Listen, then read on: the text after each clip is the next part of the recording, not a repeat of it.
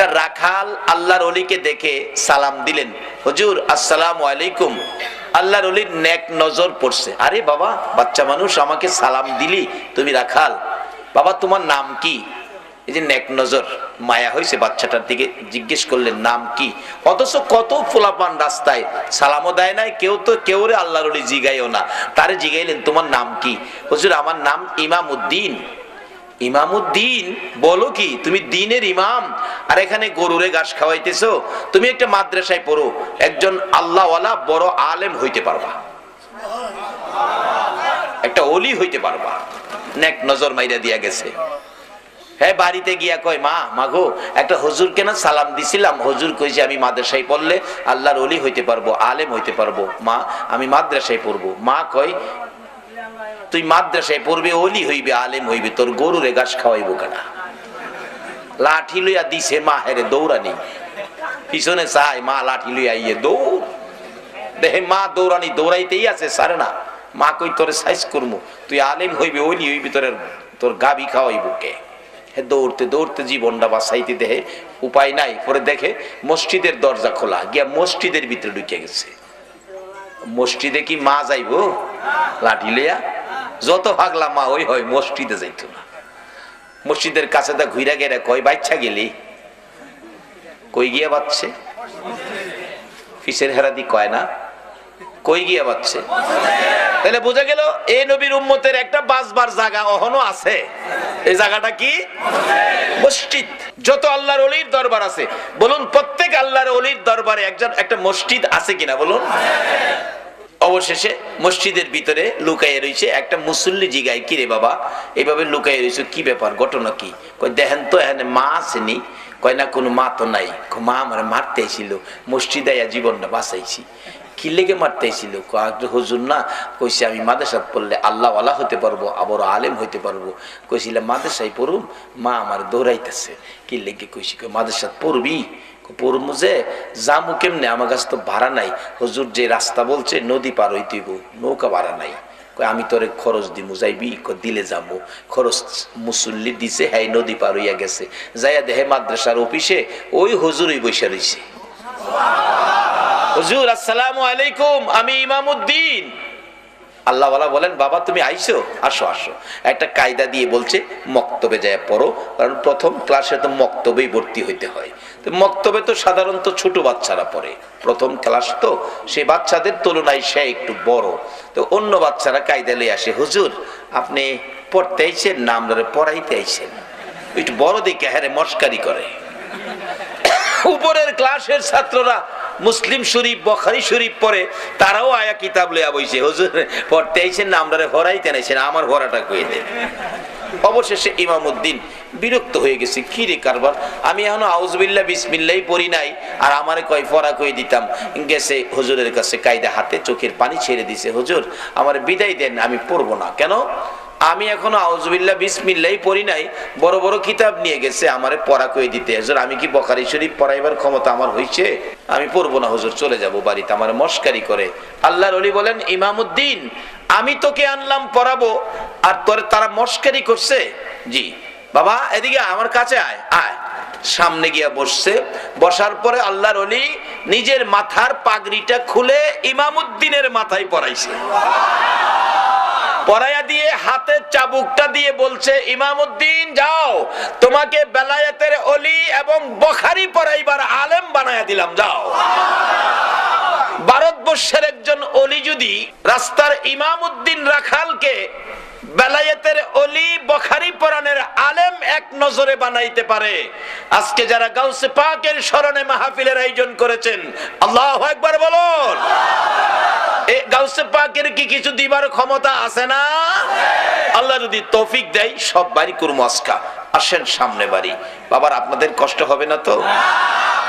যাই হোক, মা বাবার খেদমত গাউসে পাক করেছে, এমনকি আল্লাহর রাস্তায় জিহাদ করলো।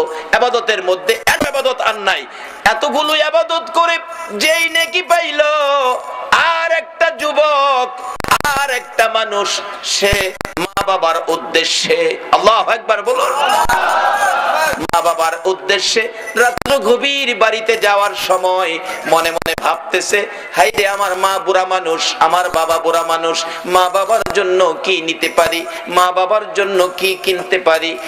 একটা ফলের দোকানে ঢুকছে, ও ফলের দোকানদার, আমার বুড়া মা বুড়া বাবারে, যেই বাবা বাড়িতে যাওয়ার আগে সন্তানের মায়ায় বাস স্ট্যান্ডে যাইয়া দাঁড়াইয়া থাকতো, যেই মা সন্তান বাড়িতে না আসা পর্যন্ত রাত্র 2টা বাজলেও দরজাটা খুইলা দাঁড়াইয়া থাকতো, ওই মা বাবার জন্য কি নিতে পারি রে বাবা। 2টা কমলা কিনেছে বাবার জন্য, 100 গ্রাম আঙ্গুর কিনেছে মায়ের জন্য, প্যাকেট লইয়া রওনা হয়েছে। রাত্র 10টা বাস স্ট্যান্ড থেকে যাইয়া বাসের থেকে নাইমা দেখে বুড়া বাবা হারিকেন লইয়া বাস স্ট্যান্ড দাঁড়াইয়া রইছে। বলুন বাবা ছাড়া এই দয়ার দরদ আর কেউ দেখায় কিনা? বুড়া বাবা হারিকেনটা লইয়া বাস স্ট্যান্ড দাঁড়াইয়া রইছে রাত্র 10টা। বাবা আইছো, এতক্ষণ করছো কে রে বাবা?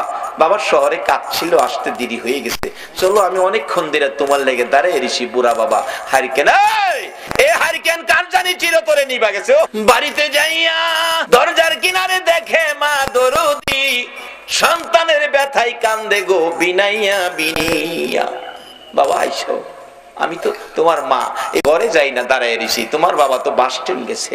ঘরের ভিতরে ঢুকলি, মা গো মা 100 গ্রাম আঙ্গুর তুমি খাও গো মা, আর 2টা কমলা বাবা তুমি খাও। বাবা কমলা পছন্দ করে, বাবার হাতে কমলা দিল, আঙ্গুর পছন্দ করে, বুড়া মা মার হাতে আঙ্গুর দিল। নিজের ঘরে আগে গেল না, নিজের ছেলে মেয়ের খোঁজ খবর নিল না, আগে বাবারে কমলা দিল, মার হাতে আঙ্গুর দিল। মা কমলা লইয়া, বাবা কমলা লইয়া, মা আঙ্গুর লইয়া খুশি, আর দোয়া করতেছে, মাবুদ গো কেমন সন্তান আমারে দিলা গো, আমাদেরকে কেমন সন্তান দিলা। নিজের ঘরে না গিয়ে আমাদের খোঁজ খবর নিল, নিজের সন্তানের না দিয়ে আমরার হাতে কমলার আঙ্গুর দিল। মাবুদ আমরা খুশি হলাম। আমার নবী বলেছে 2টা কমলা বাবার হাতে দিয়ে 100 গ্রাম আঙ্গুর মায়ের হাতে দিয়ে মা বাবারে খুশি করার বিনিময় ওই লোকটা নামাজ পড়ে, সদকা করে, রোজা রেখে, হজ করে, উমরা করে, আল্লাহর রাস্তায় জিহাদ করে যেই নেকি তার ভাগ্যে পাইলো, তুমি 2টা কমলা 100 গ্রাম আঙ্গুর মা বাবারে দিয়া খুশি করার বিনিময় তার চাইতে বেশি নেকি তোমার আমল নামায় পায়া গেলা।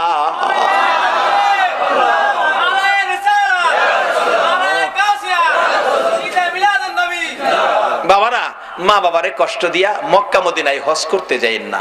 একজন হাজী সাহেবের জীবনীতে দেখি উনি 39 বার হজ করে 40 বারের মাথায় হজে গিয়ে আরাফাতের ময়দানে খুশির কান্না কান্দে, প্রভু গো কি আমার নসিব, 40 বার হজ করলাম। গায়েবী আওয়াজ হইতেছে, হাজী 40 বার কেন, হায়াত পায়া 40,000 বার হজ করলেও তোমার হজ কবুল হবে না। আবার কাঁদতেছি, আল্লাহ আমি কি অপরাধ করলাম, কেন কবুল হবে না? গায়েবী আওয়াজ হচ্ছে, হাজী রে একদিন তোর গর্ভধারিণী মায়ের সাথে সাধারণ একটা জিনিস লইয়া কথা কাটাকাটি করে এক পর্যায়ে রাগ হইয়া তোর মারে লাথি মাইরা ঘরের বাইরে ফালাইয়া দিসলি। তোর মা লাঠি খাইয়া গলা কাটা মুরগির মতো লাফাইতে ছিল, কলিজাটা ফাইটা গেছে রে, বিদায় হয়ে গেছে। বিদায় মুহূর্তে 2টা হাত বাড়াইয়া বলেছিল, মাউত এই সন্তান পেটে লইয়া গো রাত্র ভরে কোনোদিন ঘুমাইতে পারছি না। 7 মাস 8 মাস যখন বয়স বাচ্চার পেটের ভিতরে ছিল, আমি যদি মা ঘুমিয়েছি, নড়াচুরি করতে গেলে তার পায়ের লাথি আমার কলিজায় লাগছে, ঘুম থেকে উঠে বসে গেছি, আবার নড়াচুরি করছে, হাতের কনি কলিজায় লাগছে, দাঁড়াইয়া গেছি। জীবনে কত রাত্র দাঁড়াইয়া দাঁড়াইয়া কাটাইছি, না ঘুমাইয়া রাত্র কাটাইছি, ছেলের লাতি কনি খাইয়া গো আল্লাহ। তারপরে দুনিয়ায় আসবে প্রসব ব্যথায় কলিজা ফাটা ব্যথা সহ্য করেছি, আজকে কি সেই সন্তানের লাতি খাইয়া দুনিয়ার থেকে বিদায় হব? মাবুদ গো বিচার তোমার কাছে দিয়ে গেলাম, এই বিচার তুমি কইরো, আমি মা বিদায় হলাম। বিচারটা দিয়েই মা দুঃখিনী দুনিয়ার থেকে বিদায় হয়ে গেছে। আমার আল্লাহ বলেন, হাজী রে লাতি দিয়া মার কলিজা ফাটাইয়া মারে দুনিয়ার থেকে বিদায় করে দিয়ে আরাফাতের ময়দানে 40 বার হজ করতে আইসা কান্দো, আমি আল্লাহ জানিয়ে দিলাম রে, মার কলিজা ফাটাইয়া 40 বার কেন, 40,000 বার হজ করলেও তোমার হজ আমি কবুল করব না। আমার নবী বলেছে তোমার মা বাবাই তোমার হজ, তোমার মা বাবাই তোমার নামাজ, তোমার রোজা, তোমার মক্কা, তোমার মদিনা, তোমার মসজিদ, তোমার মা বাবা হলো তোমার জান্নাত। সব ঠিক আছে, মা বাবার সাথে সুতা পরিমাণ বেশকম চরিত্র, আচার আচরণ, ব্যবহার যদি খারাপ থাকে সব শেষ হয়ে গেছে। কারণ মা বাবার উসিলাতেই আমরা দুনিয়াতে আসছি, মা বাবার উসিলাতেই আমরা দুনিয়াতে আসছি। মা বাবা যদি কষ্ট স্বীকার না করতো, ছোটকালে যখন বিছনাত পায়খানা করতাম, মা যদি পরিষ্কার না করতো, তাহলে এই পায়খানাত ফইরা থাইকা ঠান্ডা কইরা দুনিয়াতে মইরা গেলাম বলে এই সময় একটু প্রস্রাব পায়খানা মা আমাদের শরীরে থাকতে দেয় নাই। বাবা একটু রোগ হইলেই রাত্রে রিক্সা পাইছে না, গাড়ি পাইছে না, সন্তানটা কোলে লইয়া অন্ধকারে দৌড় মারছে ডাক্তারের কাছে। ডাক্তারখানা বন্ধ, দরজায় দাঁড়ায় বাবা কাঁদছে, ডাক্তার সাহেব দরজাটা খুলেন, আমার বাবার অবস্থা ভালো না। ডাক্তার বলছে এই মাত্র খালি শুইলাম, অন্য ডাক্তারের কাছে যান। বাবা চোখের পানি ছেড়ে ডাকতো, ডাক্তার তোমার দুইটা পায়ে ধরি, আমার বাবারে বাঁচাও। এই দরদি মা বাবা ছাড়া পৃথিবীতে কেউ নাই। এই মা বাবার যদি কেউ কষ্ট দিয়ে থাকেন তাইলে আর নামাজ পড়েন না, রোজা রাখেন না, হজ জাকাত কিচ্ছু করেন না, কোনো কাম হইতো না। আগে মা বাবার দরবারে যান। বলে হুজুর কেমনে যাইতাম? মা বাবারে 10 বছর যাবত 12 বছর যাবত কষ্ট দিতেছি, আজকে মাহফিল শেষে মা যে ঘরে থাকে যায় খালি একটা ডাক দেন, মা বাবা কই, মা বাবা কই। এই দুইটা শব্দ দুইজনে শুনলে দেখবেন আনন্দে আত্মহারা দরজাটা খুলে দিয়া বলবে, বাবা রে তুই কেমনে রে আমারে বাবা কইছস, মা কইব আমারে কেমনে মা কইছস। মাগো ভুল করছি, তোমাদের সাথে ব্যবহার খারাপ করছি, মাপ চাইবার লেগাইছি। মা বাবা দেখবেন দুজন কইব, বাবা মাপ চাইতে হইতো না, তুই যে মা কইছস বাবা কইছস এতেই আমরা তোরে মাফ করে দিছি। এই মা বাবা যদি কবরে থাকে বলে হুজুর মা বাবারে কষ্ট দিছি, আর মা বাবা তো কবরে, এখন কি করব? মা বাবার কবরে যান, কবরে গিয়া মা বাবার জন্য কান্দেন। কি কি কইয়া কানবেন? আল্লাহ শিখাইছে, রব্বির হামহুমা কামা। এইভাবে কানতে থাকেন। যদি আপনার চোখের পানিতে মা বাবা কবর থেকে নাজাত পায়, রুহানি ভাবে কবর থেকে আপনার অপরাধগুলি মা বাবা কবর থেকেও ক্ষমা করে দিব।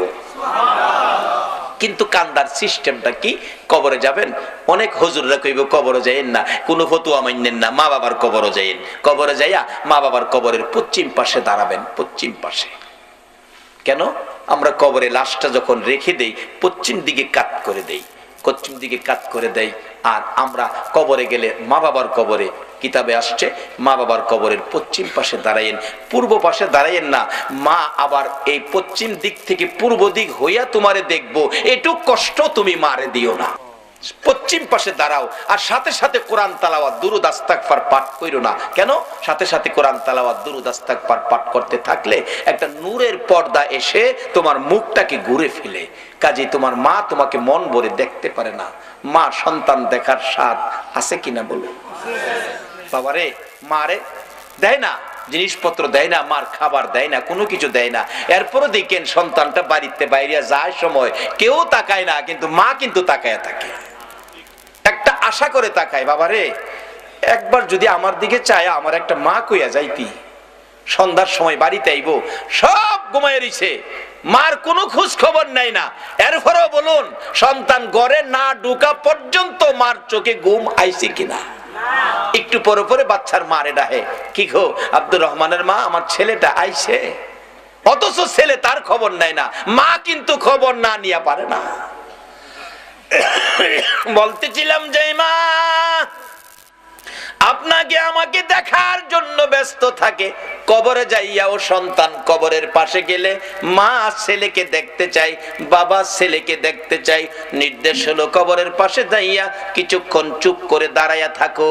তোমার মা বাবা তোমাকে মন ভরে দেখো, মন ভরে দেখতে চাই। দুনিয়ার জমিনে কত বাস্তব ঘটনা, মারে ভাত দেয় না, মার খোঁজ খবরও নেয় না।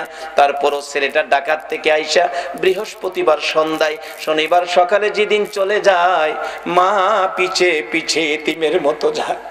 একবার যদি ফিরে চাইতে রে বাবা, আমারে মা কইয়া ডাক দিতে খুশি হইতাম, ডাকও দিল না, ফিরেও চাইলো না। রিকশায় উঠে গেছে, রিকশায় উঠে রিকশা টান দিয়ে ওই মোড় ঘুরে যখন এদিকে যাইতেছে, মা এদিকে দিয়া দেখে না, দৌড়াইয়া বাড়ির পিছনে যাইয়া তাকাইয়া রইছে। আমার ছেলে যাই গো, একবার ফিরে চায় না। যত দূর পর্যন্ত দেখা গেল মা ওই রান্নাঘরে পায়খানার কিনারে দাঁড়াইয়া সন্তানের দিকে তাকাইয়া থাকে। বলুন এরকম দরদ মার সন্তানের জন্য আছে কিনা? কিন্তু মার জন্য আমরা কি করলাম? আমরা কি করলাম মার জন্য? আমার নবী নিজেও মা বাবার জন্য পাগল ছিল, উম্মতের এই আদর্শটুকুন দিয়ে গেল। বাস্তব ঘটনা, আমার নবীর বয়স যখন 6 বছরে পৌঁছে নাই, আমার নবী সঙ্গীদের সাথে মাঠের মধ্যে ছিল। বিকাল হয়ে গেলে অন্য বন্ধুদের বাবা এসে টান দিয়া কোলে নেয়, 2 গালে চুমো দেয়, আর কত খেলবি, চল বাড়িতে যাই। আমার নবী তাকিয়ে থাকে, সঙ্গীদেরকে জিজ্ঞেস করে কে আসলো, তাকে কোলে নিয়ে 2 গালে চুমো দিল। ডাকতেছে সঙ্গীরা, ও মুহাম্মদ, তুমি তো জানো না এই ছেলেটার বাবা হইল ইনি, তাই না কোলে নিয়ে 2 গালে চুমো দিছে। আমার নবী তাকিয়ে আছে, বাবার কোলে সন্তান, বাবার আদর কত সুন্দর দেখা যায়। আরেকজন আয়েশা বাচ্চা কোলে নিল, 2 গালে চুমো দিল। আবার নবী তাকিয়ে আছে, নিতে নিতে দেখা যায় সকল সঙ্গীদেরকে বাবা এসে কোলে করে নিল, একজনকে কেউ কোলে নিল না। আমার নবী খোলা আকাশের নিচে দাঁড়াইয়া ওই বাবাগণের দিকে তাকাইয়া তাকাইয়া চোখের পানি ছেড়ে ছেড়ে কান্দে, আর নিজেকে নিজে প্রশ্ন করে, ও মুহাম্মদ, তোমার বাবা কই? তোমার দিকেও কোলে নেয় না। আমার আল্লাহ বলেন, বন্ধু গো, তোমার বাবা নাই গো, তুমি এতিম। এই বলে তোমার আদর কমবে না। আমি কুল মাখলুকাতকে নির্দেশ করে দিয়েছি সবাই যেন তোমাকে ভালোবাসে, আর তোমাকে যদি ভালোবাসে আমি আল্লাহ দেখি, কথা দিলাম তোমার ভালোবাসার বিনিময়ে আমি আল্লাহর ভালোবাসা পায়া যাইব। কিভাবে ভালোবাসা পাওয়া যাইব? বাস্তব ঘটনা দেখুন। আমার নবী কাঁদতেছে, আমার নবী বাড়িতে যায় না, বাবার ব্যথায় কান্দে। সঙ্গীরা খবর দিলেন আমেনার কাছে, আমেনা গো, তোমার আদরের সন্তান ময়দানে দাঁড়াইয়া কান্দে, কি জানি ব্যথা আমাদের কাছে কয় না। দৌড়াইয়া যায় ডাকতেছে, বাবা গো, এইভাবে কেন কান্দো? কে মারছে, কে দুঃখ দিছে বলো, তোমার দাদারে দিয়া শক্ত বিচার করাবো। আমার নবী কান্দে, শিশু নবী মা, কেউ মারে নাই, কেউ ব্যথা দেয় নাই, সবাই আমার সঙ্গীরা বাবার কোলে উঠে বাড়িতে গেল গো মা, আমার বাবা কই? আমি বাবার কোলে উঠবো, বাবার ব্যথায় কান্দি। আমেনাও চোখের পানি ছেড়ে দিলেন, বাবা গো, তোমার বাবা নাই, বাবার কথা আমারে জিজ্ঞেস করো না, এই বাবার অভাব আমি পুরা করতে পারবো না। যখন কোথাও পারলো না বাবার অভাব পুরা করতো, নিজেই তালাশে বেরিয়ে গেলেন, বাবারে কোথায় পাবো। মরুভূমির উঁচু পাহাড়ের উপরে উঠে মক্কা নগরীতে চারদিক ঘুরে ঘুরে হাত বাড়াইয়া ডাকে, বাবা, বাবা তুমি কই গো? একবার আসো না, তোমার শিশু মুহাম্মদ রে কোলে নাও না। কে নিবে? নাই নবীর বাবা মদিনার মাটিতে চির ঘুমিয়েছে। আবু জাহেল কোত্থেকে যেন আসতেছিল, একটা বাচ্চার কান্না শোনা যায় পাহাড়ের উপর। আবু জাহেল গোড়ার থেকে নাইমা যাইয়া দেখে বাতিজা মুহাম্মদ, বাবা এখানে কান্দো, একটু পরে বাঘ ভাল্লুক বেরিয়ে আসবে, তোমাকে খেয়ে ফেলবে, তাড়াতাড়ি চলো বাবা, তাড়াতাড়ি চলো। নিচে নামাইয়া গোড়ার পিছনে বসাইয়া আবু জাহেল সামনে বসে গোড়াকে চাবুক মারতেছে, গোড়া রে, বিপদ হবে তোর, বিপদ হবে আমার, বিপদ হবে আমার ভাতিজার, তাড়াতাড়ি চল, তাড়াতাড়ি চল, আমিনার কাছে পৌঁছে দেই। আবু জাহেল এত জোরে মারতেছে, গোড়া তো বসার থেকে উঠে না। মাঝে মাঝে কিতাব লেখে সামনের 2টা পাও আকাশের দিকে বাড়াইয়া ডাকে, মাহুদ, তোমার বন্ধুরে পিছে বসাইয়া আবু জাহেল আমারে মারে।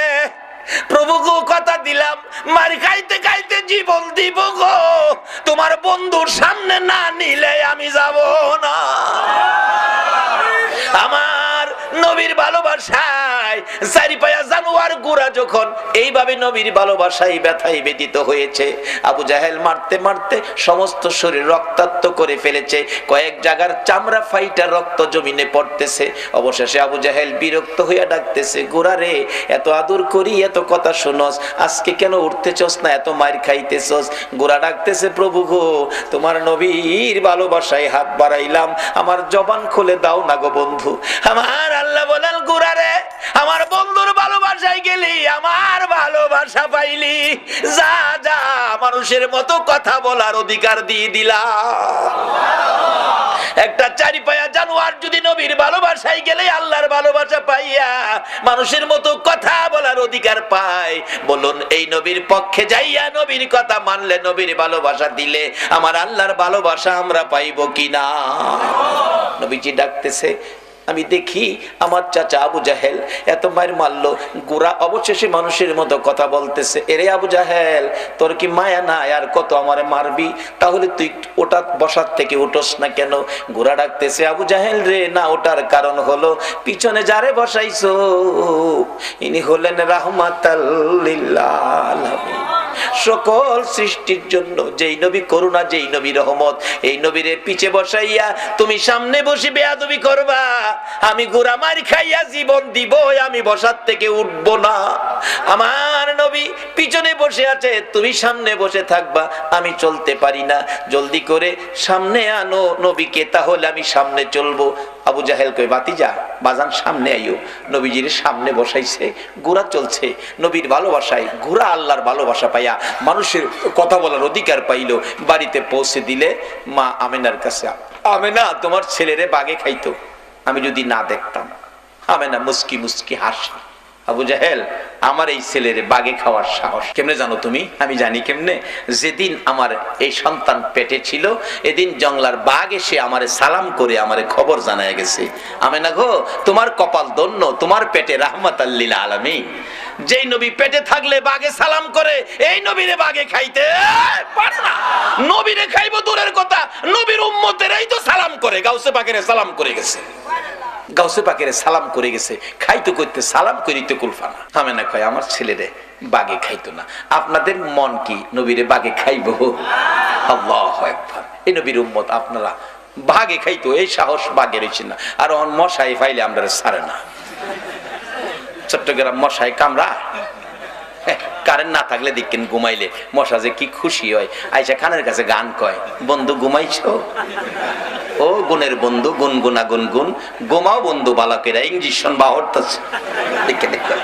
সব বিপদ থেকে বাঁচার একটাই উপায়, মা বাবার দোয়া নেন, নবীর ভালোবাসা দেন, অলিগণের পক্ষ নেন। অলিগণের পক্ষে বিপদ উদ্ধার কিভাবে? একটা বাস্তব ঘটনা, যেটা সকল দলের আলেমের একমত, যারা অলির পক্ষে আসতে রাজি না হেরা ওইটার মধ্যে একমত। সেই ঘটনাটা কি? হাজী আমদাদুল্লাহ মুহাজির মক্কি, তার জীবনী। হাজী আল্লাহর ওলি, নবীর আশেক, নবী প্রেমিক আল্লাহর ওলি হাজী আমদাদুল্লাহ মুহাজির মক্কির জীবনী। এক লোকের বাচ্চা হারিয়ে গেছে, ছেলে বাচ্চা খুঁজে পাইতেছে না, মা বাবা অসহায়, কি যে কান্না, ছেলে নাই, ছেলে পায় না। অবশেষে কে যেন বললেন, আরে আল্লাহর ওলির কাছে যাও না, অন্ত ওলির কাছে গেলেই ফতোয়া আইবো, শিরিক শিরিক, ওলিরা কি দিব, ওলিরা তো মরে গেছে। আমারও কথা এই, মরে গেলে মরা মানুষ কিছু দিতে পারে না, কিন্তু নবী কিন্তু ওলি ব্যাপারে হাদিস দিয়ে গেছে, ইন্না আউলিয়া আল্লাহ লা ইয়ামুত। রাসূল বলছে ওলিরা কখনো মরে না, আর মরা মানুষ কিছু দিতে পারে না, এতে আমিও একমত। কিন্তু রাসূল বলছে আল্লাহর ওলিরা মরে না, তাইলে ওলিরা কিছু দেওয়ার ক্ষমতা আছে। মরে গেলে তুমি মরে গেছো, ওলিরা মরে নাই, রাসূল বলেছে। হাজী আমদাদুল্লাহ মুহাজির মক্কি, সংক্ষেপ করতেছি রাত্র বেশি হয়ে গেছে। হাজী আমদাদুল্লাহ মুহাজির মক্কি বসে আছে, আল্লাহর ওলির ফায়ে পড়ে গেছে। মা বাবা, হুজুর আমার বাচ্চাটা হারিয়ে গেছে, পাই না, বেঁচে আছে কিনা, থাকলে কই আছে, এই খবরটা পাইলেও মনটারে বুঝাইতাম। হাজী আমদাদুল্লাহ মুহাজির মক্কি কয়, বাবা তোমরা বসো, আমি দেখি কই আছে। চোখটা খালি বন্ধ করছে, চোখটা বন্ধ করে চোখটা খুইলা কয়, বাবা রে, তোমার ছেলেটারে নিয়ে সমুদ্রের মাঝখানে ছোট্ট একটা দ্বীপের মধ্যে ফালাইয়া রাখছে, এখান থেকে আনা সম্ভব হবে না, না খায়া থাকতে থাকতে শুকিয়ে গেছে, 1-2 দিনের মধ্যে এমনিতেই সে মারা যাবে। এখন বলুন মা বাবার ব্যথা আরো বাড়ছে না কমছে? দুইজন কান্না, কে জানি বলতেছে, কানলে কি লাভ হইব, আল্লাহর ওলির পায়ে ধরো, হুজুর আমার বাচ্চাটা আইনা দেন, আনতে গেলে হেলিকপ্টার দরকার, না হয় জাহাজ দরকার। অলির ফাওদেরা কান্দে, কোন দলের আলেম অস্বীকার করার ক্ষমতা নাই। অলির ক্ষমতা কত দেখেন, বেলায়েতের হাত শুধু এই জায়গায় নয়, তারা প্রয়োজন হলে এই জমিন থেকে বেলায়েতের হাত বাড়িয়ে দিয়ে আল্লাহর আরশ পর্যন্ত ধরার ক্ষমতা রাখে। হাজী হাজী আমদাদুল্লাহ মুহাজির মক্কি পায়ে পড়ে কাঁদতেছে, মা বাবা হুজুর আমার বাচ্চাটা আইনা দেন, আর সহ্য করতে পারি না হুজুর, আজকে বেশ কিছু দিন যাবত বাচ্চা হারা। এবার হাজী আমদাদুল্লাহ মুহাজির মক্কি বলতেছেন, বাবা আচ্ছা একটু বসো। চক্ষুটা বন্ধ করে বলছে, যাও বাড়িতে যাও, তোমার ছেলেটা বাড়িতে আইছে, হেলিকপ্টার জাহাজের দরকার, কিছুক্ষণের মধ্যে কই ছেলে বলে বাড়িতে আইছে। দৌড়ায় বাড়িতে গেছে, গিয়া দেখে নাজেহাল অবস্থা, জ্ঞান হারা অবস্থা, ঘরের দরজায় পইরা লইছে। মা বাবা কুলে নিয়ে গোসল দিয়ে কিছু নাস্তা পানি খাওয়ায় কিছুটা সুস্থ হইলে বলতেছে, বাবা চলো যে হুজুরের দোয়াই তোমারে পাইছি, হুজুরটারে দেখায় নিয়ে আসি। কুলে লইয়া হুজুরের কাছে গেলে বলতেছে, বাবা এই যে দেখো এই হুজুর কত বরকতের হুজুর। ছেলেটা কয়, আম্মা আব্বা এই হুজুরটারে চিনেন? চিনি মানে এই হুজুরের দোয়াই তো তোমারে পাইছি। বাবা দোয়াই না তো, এই হুজুরটা কি করছে আপনি তো দেখেন নাই। এই হুজুরটা না সমুদ্রের কিনারে দাঁড়াইছে, সমুদ্রের কিনার থেকে দুইটা হাত ওই সমুদ্রের দ্বীপের মাঝখানে বাড়াইয়া দিছে। সমুদ্রের এপার থেকে দ্বীপের মাঝখানে হাত বাড়াইয়া আমাকে কুলে উঠাইয়া টান দিয়া উঠাইয়া নিয়ে আইছে। এটা বেলায়েতের হাত। এই হাত যেদিন আবার সমাজে বেরিয়ে যাবে, সকল বেজাল সমাজ থেকে দূর হয়ে যাবে ইনশাআল্লাহ। কিন্তু অলিরা এখন সমাজে আসতে চায় না কেন? আমরা অলিদেরকে ধাক্কা দেই, অলিদেরকে নিয়ে সমালোচনা করি, অলিদের দরবারকে নানান ফতোয়া দিয়ে দুর্বল করতে চায়। এই জন্য তারা নিশ্চুপ সুযোগ দেন। অলিদের হাত বেলায়েতের হাত বড় শক্ত হাত, যে হাতটা লম্বা হইতে হইতে সোনার মদিনায় যায়, যে হাতটা লম্বা হইতে হইতে আল্লাহর আরশ পর্যন্ত যায়। যা কিছু চাবেন তাই পাবেন, অলির হাতের মাধ্যমে হাতটা বাড়ান।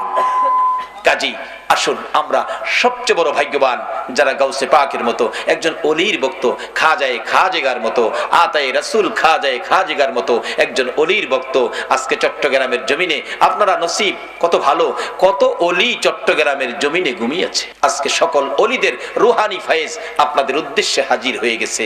কাজী এই বরকত আপনারা পাবেন, কিন্তু সব বরকত একসাথে হবে যেদিন মা বাবার সাথে ব্যবহার ভালো করবে। ওই মা বাবা যদি কবরও থাকে, মা বাবার জন্য দোয়া করবেন, এই অনুরোধ আপনাদের প্রতি রাখলাম। নবী নিজেও বাবার ব্যথায় মদিনায় গিয়ে মায়ের সামনে কাঁদছিলেন। আল্লাহ বলছে, বন্ধু বাবার কবরে এসে কাঁদতেছো, কথা দিলাম তোমার উম্মতেরা যদি এইভাবে বাবার কবরে কান্দে, আমি কথা দিলাম এই কান্নার সাথে সেই কান্না মিলায়া আমি তার বাবাকে মাফ করে দিব। মাকে নিয়ে আবার মদিনায় থেকে মক্কায় ফিরে আসবে। আবুয়া নামক স্থানে মা অসুস্থ। মা বলছে, বাবা মুহাম্মদ আমার বুকে আয়। মন কয় আমি বাঁচবো না বাবা। আমার নবী কান্দে, মাগো বাবার ব্যথা কলিজার থেকে সরাইতে পারি না, তুমি যদি চলে যাও গো মা, কেমনে আমি শান্তিতে থাকবো, কেমনে এই ব্যথা আমি অন্তর থেকে সরাবো। কিছুক্ষণের মধ্যে আমার নবীর মা সন্তান দুই গালে চুমাইয়া চুমাইয়া বিদায় হয়ে গেছে। দাফন করে আবুয়া নামক স্থানে উম্মে আইমানের কুলে উঠে কাদের উপর গাট্টা ফালাইয়া নবী কান্দে, উম্মে আইমান গো আমার মা নাই, আমার বাবা নাই, মক্কা নগরে আমারে কে মায়া করবে, কে আমারে আদর করবে। উম্মে আইমান বলছে, মুহাম্মদ আমি কথা দিলাম গো, যতদিন বেঁচে থাকি আমি তোমার পাশে মায়ের কাজ করে যাব। আমার নবী মায়ের কবরের পাশেও কাঁদলে আমার আল্লাহ বলেন, বন্ধু গো যেইভাবে তুমি মায়ের কবরের পাশে কাঁদছো, এইভাবে তোমার উম্মতেরা যদি মায়ের কবরে যাইয়া কান্দে, তোমার চোখের পানির সাথে তাদের চোখের পানি মিলাইয়া তোমার কান্নার বিনিময়, তোমার কান্নার বরকতে ওই মায়ের কবর জান্নাতের বাগান বানাইয়া দিব। নবীজি শুধু বলে নাই বাবার কবরে কাঁদছেন, মায়ের কবরে কান্দা উম্মতের শিক্ষা দিয়ে গেছেন প্র্যাকটিক্যালি। মা বাবার কবরে যাইতে হবে, পশ্চিম পাশে দাঁড়াবেন, কিছুক্ষণ চুপ করে থাকবেন, মা বাবা মন ভরে দেখে, কিছু জানেন না জানেন দোয়া কইরা হাত বাড়াই দিবেন, কিচ্ছু জানেন না তবু দুইটা হাত বাড়াই দিবেন, আল্লাহ আমি কিচ্ছু জানি না, মা বাবা আমরা লাগে দুনিয়াত কষ্ট করছে, আমার মারে কবরে কষ্ট দিও না, যদি অপরাধ থাকে আমি সন্তান ক্ষমা চাইছি, ক্ষমা করে দাও। যদি কিচ্ছু না জানেন একজন আলেম নাইবে নবী কবরের সাথে এই কবরে নিয়ে যাবেন, পাশে নিয়ে দোয়া করাবেন। আর যদি সেই ক্ষমতা না থাকে, কারণ একজন আলেম নিলে তো কিছু হাদিয়া সম্মান স্বরূপ দিতে হবে, যদি সেই ক্ষমতা না থাকে আপনি নিজেই যান কবরে, 11 বার বিসমিল্লাহ শরীফ পড়ে, আর কিছু লাগবে না, 11 বার বিসমিল্লাহ শরীফ পড়ে। নবীর হাদিস, এক কবরে নবীজি দেখতেছে সাহাবা উম্মতের কবরে আযাব, রাসূল বলেন প্রভু গো আমি কেমনে সহ্য করব উম্মতের কবরে আযাব। জিবরাইল আইকে হুজুর আল্লাহ পাঠাইছে 11 বার বিসমিল্লাহ পড়ে দোয়া করে দিতেন। নবীজি 11 বার বিসমিল্লাহ পড়ে হাত বাড়াইছে, দেখে হাতের ফাঁকে 11 জন বেহেশতি হুর কবরে ঢুকতেছে। রাসূল বলেন, এই হুরে সর্দার, কি ব্যাপার, তোমরা আসছো, দাঁড়াও, কি ঘটনা, এখন এসে গেছো? হুজুর, আপনি যে 11 বার বিসমিল্লাহ পরে দোয়া করছেন, এর বরকতে তারকে জীবনের তরে মাফ করে দেওয়া হয়েছে, এর বরকতে 11 জন হুর বাজেট হয়েছে, কিয়ামত পর্যন্ত তার কবরে তারে খেদমত করা হবে। 11 বার বিসমিল্লাহ শরীফ, এর চেয়ে সহজ তো আর কিছু নাই। তাহলে মা বাবার কবরে যাবেন, অলিগণের পক্ষে থাকবেন, এই অনুরোধ আপনাদের প্রতি রেখে আমি আমার আলোচনা, আমি অসুস্থ, আসলে বেশি অসুস্থ, আজকের জন্য এখানেই শেষ করে দিলাম। আসুন একটু দুরূদ ও সালাম মদিনা পাঠাইয়া আপনাদেরকে নিয়ে দোয়া করে, ইয়া নবী সালাম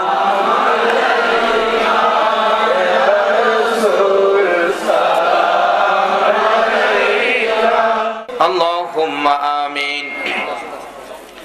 ربنا ظلمنا أنفسنا وإن لم تغفر لنا وترحمنا لنكونن من الخاسرين رب ارحمهما كما ربياني صغيرا বলুন সবাই, رب ارحمهما كما ربياني صغيرا। রব্বুল আলামিন মায়ার নজরে তাকাইয়া দেখো গো, রাত্র গভীর তোমার আদরের বান্দা লইয়া হাত বাড়াইছি মাবুদ, একবারে খালি হাত বাড়াই নাই, তুমি আল্লাহ নিজে যার উপরে 24 ঘন্টা দুরূদ ও সালাম পাঠ করো, ফেরেশতারা করে ইমানদারদেরকেও দুরূদ সালাম পাঠ করার নির্দেশ করেছো। মায়ার নজরে তাকাইয়া দেখো গো, তোমার আদরের ইমানদার বান্দারা তোমার হাবিবের উপর এই গভীর রাত্রে প্রাণ ভরে দুরূদ ও সালাম মদিনা পাঠাইছে গো আল্লাহ। আমাদের দুরূদ ও সালাম গুলো পাখির মতো উড়াইয়া উড়াইয়া দয়ার নবী মায়ার নবীর কদম মুবারকে পৌঁছাইয়া দাও। ইয়া আল্লাহ, দুরূদ ও সালাম উসিলা করে আজকের মাহফিল উসিলা করে, ইয়া আল্লাহ গাউসে পাকের শরণের মাহফিল উসিলা করে আমরা যারা হাত বাড়াইছি আমাদের তামাম জিন্দেগীর গুনাহগুলো ক্ষমা করে দাও। মাবুদ, জানি দুনিয়ায় থাকবো না, তারপরেও শয়তানের দুকাই পড়ে দুনিয়ার মায়ায় পড়ে বহু গুনাহ করে ফেলেছি। গুনার খবর মা জানে না, গুনার খবর বাবা জানে না, পাড়া প্রতিবেশী কেউ জানে না রে আল্লাহ, গুনার খবর জানো তুমি আল্লাহ। মাবুদ, আখিরি নবীর উম্মত বলে এ গুনার খবর কাউরে জানাইও না গো আল্লাহ। এই মাহফিলে আমরা যারা হাত বাড়াইছি ওলি আল্লাহ গণের রুহানি ফায়েজের উসিলাই, তোমার নবীর ভালোবাসার উসিলাই আজকের মাহফিলে আমরা যারা হাত বাড়াইছি আমাদের সকলের জীবনের গুনাহগুলো ক্ষমা করে দাও। মাবুদ, ক্ষমা চাইলাম জীবনের গুনাহ, ক্ষমা যদি না করো কবে জানি মৌতের চিঠি লইয়া আজরাইল আইসা যায়, কবে জানি চারজনে দৌড়ে দৌড়ে টাইনা টাইনা বাহির করবে, উঠানের কিনারে পর্দা টানাবে, নাকে কানে তুলা লাগাবে, বড়ি পাতার গরম পানি জীবনের শেষ গোসল করাবে। মাবুদ, আদরের সন্তানেরা গো এতিম এতিম এতিম হবে, লোকেরা এতিম বলে মাথায় হাত বুলাবে, আদর করবে, সন্তানেরা বাবার লাশের পাশে দাঁড়াইয়া ডাকবে, বাবা আর কি এই বাড়িতে আসবা না? আমরা কি বাবা বলে আর তোমারে ডাকতে পারবো না? আমরা রে এতিম করে সাদা কাফন পরে কই রওনা হইলা গো বাবা। বড় মেয়েটা স্বামীর বাড়ির থেকে এসে বাবার বিছানায় পরে কাঁদবে, বাবা গো বিছানা খালি করে কই যাইতেছো গো বাবা? ওই দিন আসার আগে আজকে আমরা যারা হাত বাড়াইছি, মেয়ে বুঝি না, পুরুষ বুঝি না, যুবক বুঝি না, বুড়া বুঝি না, নামাজি বুঝি না, বেনামাজি বুঝি না, আজকের মাহফিলের উসিলায় আমরা সবাইকে মাফ করে দাও গো আল্লাহ। মাবুদ, জীবনের গুনাহ ক্ষমার আসার দরখাস্তের পর আরেকটা দরখাস্ত করি, তুমি কিন্তু রাগ হইও না। আমি জানি না আজকে হাজার হাজার মানুষ তোমার কাছে হাত বাড়াইছে, কার মনে জানি কি দুঃখ কি ব্যথা, কার মনে জানি ব্যথা। মানাই গো মানাই, ও দরদি মা, যে মার দিকে তাকাইলে কলিজা ঠান্ডা হইয়া যাইত। শত দুঃখ লইয়া মা মা কইয়া ডাক দিলে প্রাণ ঠান্ডা হইয়া যাইত। যে মার চেহারার দিকে তাকাইলে একটা কবুল হজের নেকি পাওয়া যাইত। এ মায়ের অভাবী কে জানি হাত বাড়াইছে গো আল্লাহ, আমি নিজেও মার অভাবী হয়ে গেছি। এতদিন তো শুধু বলতাম মা হারা কথা, এখন নিজেও বুঝেছি মা হারা কত ব্যথা। মাহফিল শেষে গাড়িটা বাড়িতে গেলে 2টা 2:30টাও কোনোদিন হয়েছে। গাড়িটা থামাইয়া বাড়িতে মার রুমের কাছে গেলে দেখি মা দাঁড়াইয়া রইছে। জিজ্ঞেস করলাম, মা গো তুমি কি ঘুমাও নাই? মা জবাব দিত, বাবা গো যতক্ষণ পর্যন্ত তুমি বাড়িতে না আইছো আমি মার চোখে ঘুম আসে না রে বাবা। এই দরদি মায়ের অভাবী বাবার অভাবী কে জানি হাত বাড়াইছে রে আল্লাহ। মায়ের অভাবীরা কি করে নিজে দেখেছি। একটা মায়ের পাগল 5-6 বছর বয়স, মা বাচ্চা হবে, ডেলিভারি হবে। এলাকার মহিলারা কয় আপনার অবস্থা ভালো না, তাড়াতাড়ি হসপিটালে যান। রিক্সা করে হসপিটালে যাবে, ছেলেটা পিছে পিছে যায়, মা মা কইয়া ডাকে, মা কোথায় যাইতেছো? আমারে নিবা না, আমারে কইলা না। অন্যদিন কোথাও গেলে আমারে আগে সাজাইছো, পরে তুমি কাপড় পরছো, বুরগা পরে রওনা হইলা, আমারে দি কিছু কইলা না গো মা। মা চোখের পানি ছেড়ে দেয়, বাবা রে আমি বেড়াইতে যাই না রে বাবা, আমার বলে অবস্থা ভালো না, হসপিটালে যাইতেছি। মা কোন সময় আসবা গো? আমারে কই রাইখা গেলা গো? তুমি তোমার নানার কাছে থাকো, আমি হসপিটালে যাই, কোন সময় আসবা? কোন সময় আসবো বলতে পারি না রে বাবা, অবস্থা বলে আমার ভালো না। ভাগ্য যদি ভালো হয় মায়ের মুখ দেখবি রে, ভাগ্য যদি খারাপ হয় জীবনে আর মা কইয়া ডাকতে পারবি না। এই কথা বললে ছেলেটা দৌড়াইয়া মায়ের রিকশার সামনে দাঁড়াইয়া গেছে। মাগো তুমি যদি ফিরে না আসো আমি কার গলায় ধরে ঘুমাবো গো মা? আমারে কে গোসল করাবে? আমারে কে বাবা বাবা কইয়া ডাকবে? বাবা দোয়া কইরো মানি ফিরে আসতে পারি, তোমার নানার কাছে থাকো। এই বলে ছেলেটারে টান দিয়া কোলে লইয়া বুকের সাথে জড়াইয়া ধরে 2 গালে চুমাইয়া চুমাইয়া বিদায় নিয়ে গেছে মা। রাত্র 10টা বাজে গেছে, কোনো খবর আসতেছে না। ছেলেটা ডাকতেছে, নানা গো চলো না হসপিটালে যাই, মায়ের কাছে মায়ের খবর নিয়ে আসি। নানা বলেন এত রাত্রে যাওয়ার রাস্তা নাই, সকালে যাবো। ভাই ঘুমাও, তুমি ঘুমাও। নানা আমার কেন জানি ঘুম আসে না, কেন জানি আমার কলিজায় দাউ দাউ করে আগুন জ্বলতেছে গো নানা, চোখে ঘুম আসে না। একটু পরেই একটা যুবক বাড়ির সামনে দাঁড়াইয়া ডাকতেছে, চাচা বাড়িতে আসেননি? ও বাড়িতে আছি। হসপিটালের খবর জানেননি? না খবর তো জানি না, সকালে হসপিটালে যাব। চাচা হসপিটালে আর যায়েন না, হসপিটালের খবর ভালো না, আপনার মেয়ে মারা গেছে গো চাচা। ছেলেটা একটা চিৎকার মারছে, না না আমি কি জীবনে আর মা কইয়া ডাকতে পারবো না? আল্লাহ গো এ কি করলা গো? আমার মারে নিয়ে গেলা, আমি কার গলায় ধরে ঘুমাবো? লাশটা বাড়িতে আনলো, ছেলেটারে দেখাইলো না, ভয় পাবে বলে না দেখাইয়া দাফন করে ফেলেছে। রমজান পার হয়ে যাইতেছিল, ঈদের দিন সকালবেলা ছেলেটা শুধু কান্দে। নানা তার মা যে মারা গেছে কবরে নেয় না, লাশটাও দেখাইলো না। জিজ্ঞেস করলে কই তোমার মা হসপিটালে আছে, তোমার মা বেড়াইতে গেছে। ঈদের দিন ছেলেটা কাঁদতেছে, নানা গো কত ছেলে রে মা গোসল করাইতেছে গো, আমার মা আজকের দিন কোথায় রইল গো? আমারে কি গোসল করাবে না গো? না। ছেলে কান্না শুনে দৌড়াইয়া বাবা আইছে, আয় আমি তোরে গোসল করাবো। ছেলেটা কান্দে, বাবা গো তুমি না, আম্মু গোসল করাবে, তুমি তোয়ালে দিয়ে আমার শরীরটা মুছে দিবে, আমার আম্মু আমার পায়জামা পাঞ্জাবি পরাবে, আমি মার পায়ে সালাম করব, তোমার আঙ্গুলে ধরে ঈদগায় যাবো গো বাবা। মনের আশা যেন মনে রইল, আর যেন পুরা হবে না। বাবা ডাকতেছে, না না তোমার আম্মু এখন আসবে না, চলো আমার আঙ্গুলে ধরে ঈদগায় যাবে, গোসল করাই, জামা পরো, সেমাই খাও।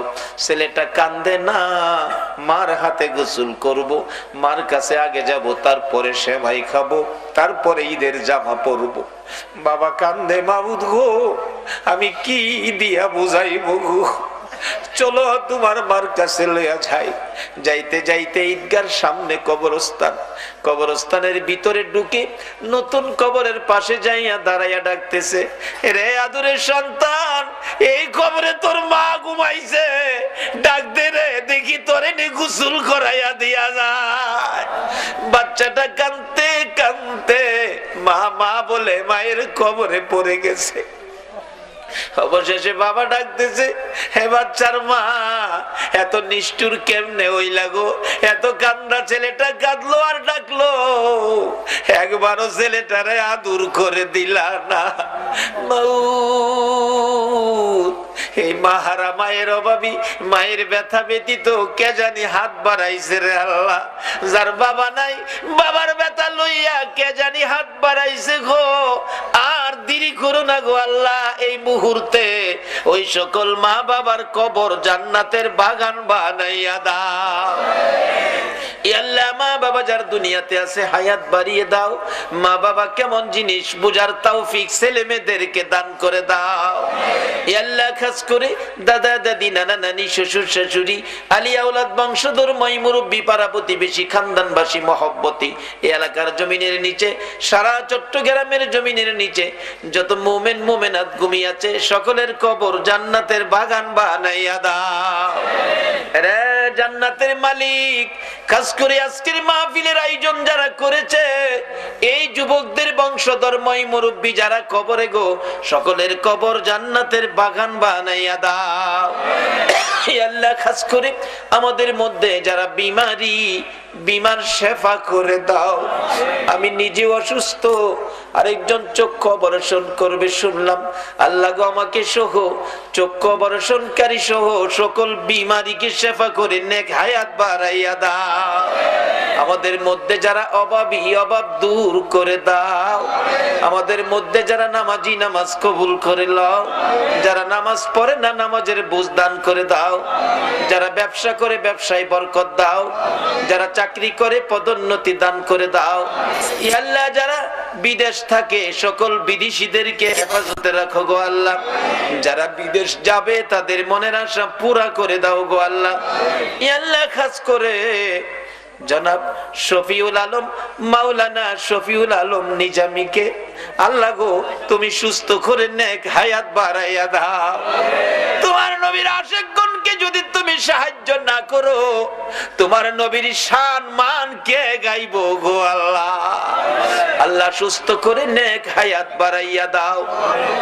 আল্লাহ খাস করে আজকের মাহফিলে যারা এই পর্যন্ত কষ্ট করেছে, সকলকে তুমি আফত বিপদ আযাব গজব অ্যাক্সিডেন্ট বালা মুসিবত শয়তানের শয়তানি দুশমনের দুশমনি হইতে বাঁচাইয়া রহমত বরকত শান্তি দ্বারা ভরপুর করে দাও। আল্লাহ মা বোনদেরকে রাবিয়া বস্তির মতো বানাইয়া দাও। আল্লাহ গো এই মাহফিলের সকলকে ইমাম হাসাইন আর হুসাইনের মহব্বত অন্তরে পয়দা করে দাও। নবীর ভালোবাসার মালা সকলের গলায় পরাইয়া দাও। দয়ার নবীরে একদিন ঘুমের ঘরে স্বপ্নে দেখাইয়া দাও। নবীজিকে স্বপ্নে না দেখাইয়া কারো গায়ে সাদা পোশাক পরাইও না গো আল্লাহ। আল্লাহর একটা দরখাস্ত করি, গাউসে পাক আল্লাহ গো, গাউসে পাকের পাগলগুলো এত রাত পর্যন্ত কষ্ট করেছে আল্লাহ। গাউসে পাকের রুহানি ফয়েজ, খাজা বাবার রুহানি ফয়েজ আল্লাহ গো, চট্টগ্রামের জমিনে যত ওলি আল্লাহগণ ঘুমিয়েছেন, আল্লামা গাজী শেরে বাংলার রুহানি ফায়েজ, হযরত করম আলী শাহ রহমাতুল্লাহের রুহানি ফায়েজ সহ চট্টগ্রামের জমিনের নিচে সকল ওলি আল্লাহগণের রুহানি ফায়েজ আমাদেরকে নসিব করে দাও। গাউসে পাকের গোলাম হিসাবে আমাদের সকলকে তুমি কবুল করে নাও গো আল্লাহ। মাবুদ গো, আজকের মাহফিলে দূর দূরান্ত থেকে আসছে, আবার গাউসে পাকের গোলাম, তোমার নবীর গোলাম, যারা যেখানে যাবে সহি সালামতে পৌঁছাইয়া দিও গো আল্লাহ। আল্লাহ, হযরত করম আলী শাহ রহমাতুল্লাহ আলাইহির স্মৃতি সংগঠন, এই যুবকদের সংগঠন তোমার মায়ের হাতে দিয়ে গেলাম। কিয়ামত পর্যন্ত এই সংগঠনের পক্ষ থেকে এই মাহফিল তুমি কায়েম রাখো গো আল্লাহ। এই যুবকদেরকে বেশি বেশি করে নেক হায়াত বাড়াইয়া দাও গো আল্লাহ। মাবুদ গো, যতগুলো দরখাস্ত করলাম মাহফিলের উসিলায়, দুরুদ ও সালামের উসিলায়, গাউসে পাকের রুহানি ফায়েজের উসিলায় সবগুলো তুমি কবুল আর মঞ্জুর করো গো আল্লাহ। ওয়া সাল্লাল্লাহু তাআলা আলা খায়রি খালকিহি মুহাম্মাদিন ওয়া আলা আলিহি ওয়া আসহাবিহি আজমাইন বিহাক্কি লা ইলাহা ইল্লাল্লাহু মুহাম্মাদুর রাসূল।